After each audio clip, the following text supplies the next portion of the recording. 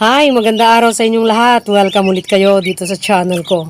May mga iba't ibang practical na paraan para makita mo kung healthy o hindi ang iyong alagang manok.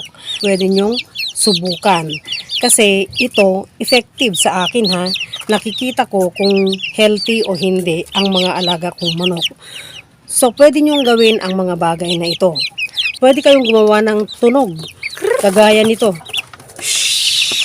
At pwede niyong makita kung masigla sila sa pamamagitan ng kanilang pagkain, pag-inom, at sa mismong tindig nila, dun sa activity nila. At pwede rin kayong maglagay ng scratch box. Yung karton na inunat or yung karton mismo na pwede nilang tuntungan tapos doon sila magkakahig-kahig.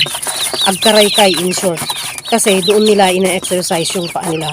At kung merong hindi nakihalubilo sa kanila, pag nagbigay ka ng ganyan, ibig sabihin malungkot siya. Meron siyang dinaramdam.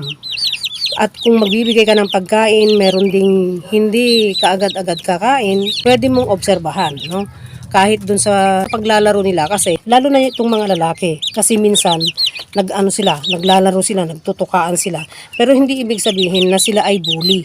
Kundi yung mga yan ay ini-establish lang nila na sila yung mas dominant dyan sa flock nila. Pag gumawa ka ng tunog na kagaya nito, hindi lang sa kiti applicable ito.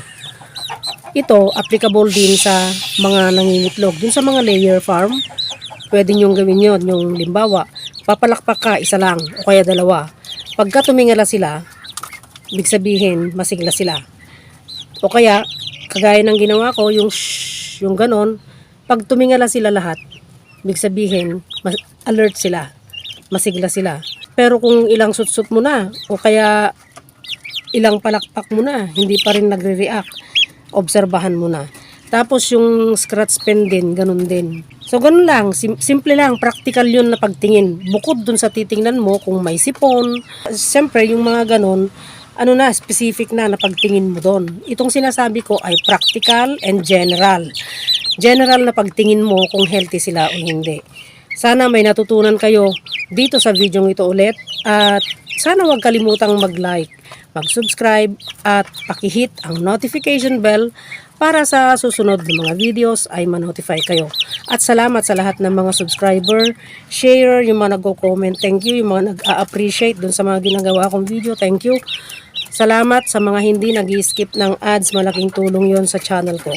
Sana pagpalain tayong lahat araw-araw at panatilihing masaya, masigla, at malusog ang ating mga alagang manok.